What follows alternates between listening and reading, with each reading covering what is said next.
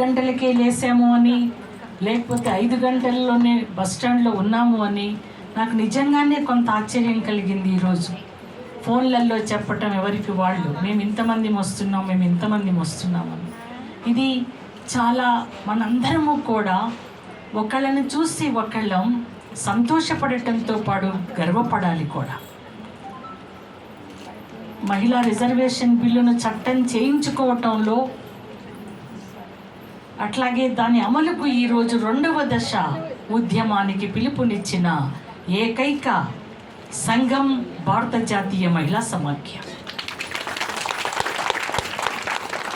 ఈ 2వ దశ ఉద్యమంలో మొదటగా మీ నాయకత్వంలో, తెలంగాణ మహిళా సమాఖ్య నాయకత్వంలో ఈరోజు అనేక శ్రమలకు వచ్చి ఇక్కడ సదస్సును నిర్వహించుకోవటము అన్నది నిజంగా అభినందనీయం. ఈ రాష్ట్రంలో ఉన్న ఇతర మహిళా సంఘాలకు ఇది మార్గదర్శకం అంటున్నాను నేను. భారత జాతీయ మహిళా సమాఖ్య దేశ మహిళలకు ఆనాడు స్వాతంత్రోద్యమంలో బ్రిటిష్ పాలకులు ఈ దేశం నుంచి వెళ్ళిపోవాలి, మా ప్రభుత్వాన్ని, మా పాలన మేమే కొనసాగించుకోవాలి అని ఆనాడు కమ్యూనిస్టులు, కాంగ్రెస్ పార్టీ, ఇతర స్వతంత్ర భావాలు కలిగినటువంటి అనేక మంది ప్రముఖులు ఒక్కటై సంవత్సరాలుగా ఈ దేశ స్వాతంత్ర్యం కోసం పోరాడిన దాంట్లో క్విట్ ఇండియా ఉద్యమ నేత అరుణా అసాఫ్ అలీ మొదటిసారిగా 1942లోనే బొంబాయి గోవాల్కర్ మైదానంలో 3 రంగుల దేశ జెండాన్ని ఎగురవేయటానికి అడుగులు ముందుకేస్తుంటే, కదిలితే కాల్చి చంపుతాము అని బ్రిటిష్ వాళ్ళంతా ఒకవైపున మైకులు పెట్టి హెచ్చరిక చేస్తున్నా ఏమాత్రం దడవకుండా, మడిమె తిప్పకుండా జెండా ఎగరేసి తీరుతాను, మీరు కాల్చి చంపితే చంపండి అని చెప్పి బ్రిటిష్ ముష్కరులకు, బ్రిటిష్ పోలీసులకు సవాలు విసిరిన నాయకురాలు అరుణా అసాఫ్. ఆమె నాయకత్వంలో స్వాతంత్ర్యం వచ్చిన తరువాత, దేశ రాజ్యాంగాన్ని ఏర్పరచుకున్న తరువాత, అది అమల్లోకి వచ్చిన తరువాత కూడా ఈ దేశంలో ఏ మహిళలైతే స్వాతంత్ర పోరాటంలో పాల్గొని ఈ దేశ స్వాతంత్ర్య సాధనలో భాగమయ్యారో ఆ మహిళలకు పురుషులతో పాటు సమాన హక్కులు లేవు అన్నది గమనించగానే, ఒక్కరోజు, 1 సంవత్సరమో 10 సంవత్సరాలు వేచి చూడకుండా మహిళలకి రాజ్యాంగ పరంగా దక్కాల్సినటువంటి సమాన అవకాశాలు, సమాన అధికారాలు ఎప్పుడైతే అందటం లేదు, అమలు కావటం లేదు అని అర్థమైందో, వెనువెంటనే ఈ దేశంలో మహిళల హక్కుల సాధనకు ఒక ప్రత్యేకమైన మహిళా సంఘాన్ని ఏర్పాటు చేసుకోవాలి అని ఆలోచించిన, నిర్ణయం తీసుకున్న, లోపల బయట అందరినీ ఒప్పించి మెప్పించి ప్రత్యేకంగా మహిళా సంఘాన్ని ఏర్పాటు చేసుకోవటానికి అడుగులు వేసింది అరుణా అసాఫ్ అలీ, విమలా ఫరూకి. మన రాజనీ గారు మాట్లాడుతూ అనేక మంది మహిళా నాయకురాలను గుర్తు చేశారు. మహిళా సంఘ ఏర్పాటు ప్రత్యేకంగా ఈ దేశంలో ఏర్పడటానికి కారణమే, ఈ దేశంలో మహిళలకు అన్ని రంగాలలో, ఇంట్లో, సంఘంలో, ఆర్థిక విషయాలలో, రాజకీయ రంగంలో పురుషులతో పాటు సమాన హక్కులు ఉండాలి, పురుషులు ఎక్కువ కాదు, స్త్రీలు తక్కువ కాదు అనే ఆలోచనని ఈ దేశంలో మొదటిసారిగా పెంపొందించడానికి ప్రయత్నించి అడుగులు వేసి అనేక అష్ట కష్టాలకు వచ్చి గ్రామాన మహిళల్ని సమీకరించుకొని సంఘాన్ని ఏర్పాటు చేయటానికి ముందుకు వచ్చింది మన భారత జాతీయ మహిళా సమాఖ్య నాయకురాళ్ళమ్మ. నాకు ఇప్పటికీ బాగా గుర్తు, పశ్చిమ బెంగాల్లో మహిళల గురించి సభ్యత్వం చేర్పించటానికి గీతా ముఖర్జీ లాంటి నాయకురాలు రోడ్ల మీదకి వచ్చినప్పుడు బాగా ఈర్ష్యపడినటువంటి హిందూ భావజాలంతో ఈ దేశంలో అప్పటికే హిందూ మతం ఇతర మతాల మధ్య రెచ్చగొట్టడానికి ప్రయత్నించిన కొద్దిమంది హిందూ సభకు సంబంధించిన వాళ్ళు రోడ్డు మీద ఆమె నడిచి వెళ్తూ ఉంటే మిద్దె మీద నుంచి కాలుతున్న గంజి ఆమె మీద పోసారట.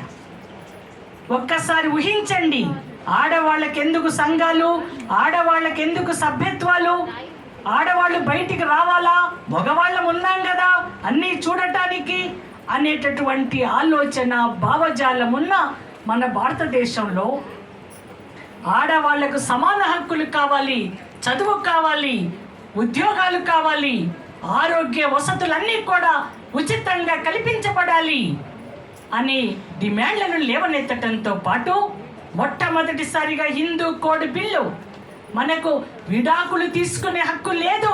1954-55 సంవత్సరాల కంటే ముందు బిడ్డలు లేకపోతే ఒక అమ్మాయినో అబ్బాయినో దత్తతకు తీసుకుందాము అంటే మనకు హక్కు లేదమ్మా. ఆడవాళ్ళకి దత్తత ఎవరు తీసుకోవాలి? మన ఇంట్లో మగవాళ్ళు తీసుకోవాలి. ఆడవాళ్లకు ఆ హక్కు లేదు. అటువంటి హక్కు కావాలి అని, విడాకులు పొందే హక్కు కావాలి అని, తల్లిదండ్రుల ఆస్తిలో ఖచ్చితంగా ఆడపిల్లకు 4వ భాగమైన కావాలి అని పోరాడింది భారత జాతీయ మహిళా సమాఖ్యమ్మ. ఒక్కసారి ఊహించండి, ఈనాటికి కూడా మనం తల్లిదండ్రుల ఆస్తులలో భాగం పంచుకొని బయటికి అందరము రాగలుగుతున్నామంటే రావటం లేదు. ఇప్పటికీ కట్నం ఇచ్చాం కదా, ఉన్న భూమి కంటే ఉన్న ఆస్తి కంటే ఎక్కువనే వరకట్నం ఇచ్చాం కదా అనే దానితో ఇప్పటికీ కూడా మన పట్ల వివక్షత కొనసాగుతూ ఉంది. కానీ 1954-55లోనే హిందూ కోడ్ బిల్లును చట్టం చేయించడం ద్వారా ఆడపిల్లకు తల్లిదండ్రుల ఆస్తిలో హక్కు కావాలి అనేటటువంటి చట్టాన్ని తీసుకురావటంలో మన నాయకురాళ్ళు కృషి చేశారమ్మా. భారత జాతీయ మహిళా సమాఖ్య అంటే, మీ తెలంగాణ మహిళా సమాఖ్య అంటే ఎంత గొప్ప పేరు ప్రఖ్యాతులు ఉన్నాయో, ఈ దేశ మహిళల మీద ఎంత గొప్ప ప్రభావాన్ని మన నాయకురాళ్ళు ఉంచగలిగారో మనం ఎప్పటికప్పుడు గుర్తు చేసుకోగలగాలమ్మా. మనం ఎక్కడైనా అడుగు వేసి ముందుకు వెళ్తుంటే, ఏ సమావేశాలలో పాల్గొన్నా, ఎక్కడ కూర్చున్నా, ఎక్కడ లేచినా మనకు గుర్తు రావాల్సింది మన మహిళా సమాఖ్య నాయకురాళ్ళ తెగువ, వాళ్ళ త్యాగం, వాళ్ళ పట్టుదల, వాళ్ళ స్ఫూర్తితో ఉద్యమాలను ముందుకు కొనసాగిస్తున్నటువంటి తెలంగాణ రాష్ట్ర మహిళా సమాఖ్య నాయకత్వం. వేదిక మీద అందరూ కూర్చున్నారు అన్ని జిల్లాల నుండి. ఈ నాయకులు చేసే కృషి, ఈ నాయకులు చేస్తున్నటువంటి సంఘాన్ని పెంపొందించుకోవటానికి చేస్తున్నటువంటి చిన్న పనైనా పెద్ద పనైనా మన వల్ల బాధిత మహిళలు సంతోషంగా ఉంటున్నారు, ధైర్యంగా నిలబడగలుగుతా ఉన్నారు, మనతో పాటు కూడా అడుగులు వేసి వస్తామంటున్నారు. నేను ఇక్కడ రాగానే, ఈ హాల్లోకి రాగానే అరుణాదేవి, ఆమె ఉస్మానియా యూనివర్సిటీలో వర్క్ చేస్తూ ఉంది. ఇప్పటికే నా దగ్గరికి వచ్చి, అక్క మీరేదైనా బాధ్యతలు ఇస్తే నేను పని చేయటానికి సిద్ధంగా ఉన్నానని చెప్పింది. నాకు చాలా సంతోషం కలిగింది. 3-4 నెలల నుంచి ఆమెతో నా సహచర్యం. కానీ నిజంగా ఎంత సంతోషం కలిగింది అంటే, మన సంఘం పట్ల అభిప్రాయాలు ఉన్నాయమ్మా ఇతర మహిళలకి. మన సంఘం పట్ల గౌరవభావం ఉంది. దాన్ని మనం జాగ్రత్తగా పదిలిపరుచుకోవాలా. ఒక్కళ్ళకు 10 మందిమి, 10 మందికి ఒక్కళ్ళంగా నిలబడి బాధిత మహిళల కన్నీరు తుడవటానికి, వాళ్ళని సమస్యలలో నుంచి బయటికి లాగటానికి, వాళ్ళని ఆర్థికంగా కూడా ఏ రకంగా వాళ్ళ కాళ్ళపై వాళ్ళని నిలపటానికి ఏ రకమైనటువంటి సహాయ సహకారాలు అందించగలుగుతామో మన ఆలోచనలను కొనసాగించుకోగలగాలమ్మా. ఇక్కడే ఉషారాణి గారు ఉన్నారు. మొత్తం రంగారెడ్డి జిల్లా మన రాష్ట్రంలోనే, ఉమ్మడి రాష్ట్రంలో, మన ఈ హైదరాబాద్ చుట్టూ ఉన్న రాష్ట్రాలలో ఏదైనా మహిళల ఆర్థిక స్తోమతలు పెంపొందించడానికి కృషి చేసిన వాళ్ళల్లో ఎవరున్నారు అంటే వారి పేరు చెప్తారు. ఉషారాణి గారికి తెలియకపోవచ్చు చాలా మంది మహిళల పేర్లు, కానీ ఉషారాణి గారు మిగతా మహిళలందరికీ తెలుసమ్మా. అందుకే నేను ఈ సందర్భంగా మీ అందరినీ కోరుకుంటున్నది ఏమంటే, రాజకీయ చైతన్యాన్ని రగులుకొల్పటానికి మీ అందరినీ సాధికారులను కమ్మంటున్నాను. ప్రభుత్వాలను అడుగుతున్నాం మనం, మహిళల సాధికారతను మీరు చర్యలు తీసుకోమని. భారత జాతీయ మహిళా సమాఖ్యలో ఉన్న కార్యకర్తలు, నాయకులు ముందు ఆలోచన పరంగా సాధికారులను కమ్మంటున్నాను. ఏదైనా పని వస్తే ఆ నాయకుడి దగ్గరికి వెళ్ళి అడగటమో, ఈ తెలిసిన ఆయన దగ్గరికి పోయి సహాయం అడగటమో, లేకపోతే మీరు వస్తేనే మేము వెళ్తాము అని అనటమో, నో క్వశ్చన్ ఆఫ్ ఇట్. దీనికి తావు లేకుండా ఆలోచన కొనసాగించమంటున్నాను నేను. ఎక్కడైనా మహిళకు అన్యాయం జరిగితే ఎవరికైనా బాధలలో గుర్తొచ్చేది అమ్మ అంటాం బాధపడగానే. కానీ రెండవసారి గుర్తుకు రావాల్సింది మన తెలంగాణ మహిళా సమాఖ్య అమ్మ, మన భారత జాతీయ మహిళా సమాఖ్య అమ్మ. దానికి ఆలోచన చేయమని నేను మీ అందరినీ కోరుతా ఉన్నాను. మహిళా రిజర్వేషన్ బిల్లుకు సంబంధించి 27 సంవత్సరాలు పోరాడామమ్మ. 27 సంవత్సరాలు. ప్రేమ్ పావని గారికి గుర్తు ఉండాలా, మొదటిసారిగా ఈ రాష్ట్రంలో మహిళా రిజర్వేషన్ల బిల్లును చట్టం చేయాలి అని మన ఆంధ్రప్రదేశ్ మహిళా సమాఖ్యగా నేను అధ్యక్షురాలిగా, అట్లాగే ప్రేమ్ పావని గారు ప్రధాన కార్యదర్శిగా, అంతకంటే ముందు గుజ్జుల సరళాదేవి గారు, చంద్ర రాజకుమారి గారు మొదటిగా ఈ హైదరాబాదులో పిలుపునివ్వటమే కాదు, ఇతర మహిళా సంఘాలన్నింటినీ కూడా తీసుకున్నామమ్మ. మనకు గీతా ముఖర్జీ గారిని ఈ హైదరాబాదే పిలిచి పెద్ద సదస్సు నిర్వహించాం అన్ని మహిళా సంఘాలతో. అది నిజంగా ఆమె చెప్పారు. ఆమె 31 మంది పార్లమెంటు సభ్యులతో ఏర్పడిన పార్లమెంటు స్థాయి సంఘానికి చైర్మన్గా మన గీతా ముఖర్జీ గారు ఎంపీగా ఉన్న ఆవిడ గారిని అధ్యక్షురాలిని చేశారమ్మా ఆనాటి ప్రభుత్వం.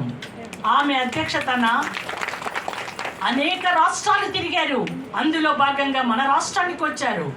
ఆమె ఆ రోజు మాట్లాడుతూ చెప్పారు, నాకైతే ఇప్పటికీ ఒళ్ళు జలధరిస్తుంది, పులికరిస్తుంది. ఎందుకు అంటే ఆమె మాట్లాడుతూ ఏం చెప్పిందో తెలుసా అమ్మా? మహిళా రిజర్వేషన్ చట్టం రావాలి అని ఆడవాళ్ళు వాళ్ళ రక్తాన్ని తీసి ఆ రక్తంతో ఆమెకు ఉత్తరాలు రాశారట. ఈ చట్టం అమలు కావాలమ్మా, మీరు పోరాడుతూ ఉన్నారు, మీ వెనుక మేము నిలబడతాము, ఈ రకంగా ఈ ఉత్తరాలని పార్లమెంటులో చూపించండి అమ్మా, చట్టం అయ్యేంత వరకు మీతో మేము పోరాడుతాము అని చెప్పి ఆమె చెప్పిన మాటలు నిజంగా నేను ఎన్నటికీ మర్చిపోలేను.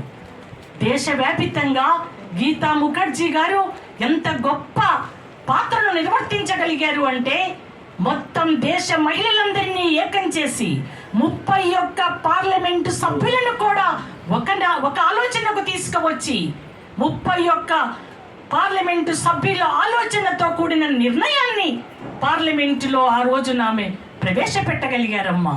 ఇది మామూలు మాట కాదు. 31 మంది సభ్యులలో కాంగ్రెస్ వాళ్ళు ఉన్నారు, రకరకాల ఇతర రాజకీయ పార్టీల వాళ్ళు ఉన్నారు, కమ్యూనిస్టులు ఉన్నారు. వీళ్ళందరి ఆలోచనల్ని ఒక తాటి మీదకి తీసుకువచ్చి ఒక నిర్ణయాన్ని, ఒక నివేదికను ఆమె పార్లమెంటులో ఇవ్వగలిగారు. ఆమె మన భారత జాతీయ మహిళా సమాఖ్య నాయకురాలు. ఈ రోజున ఎవరు ఎక్కడ ప్రపంచవ్యాప్తంగా మహిళా రిజర్వ్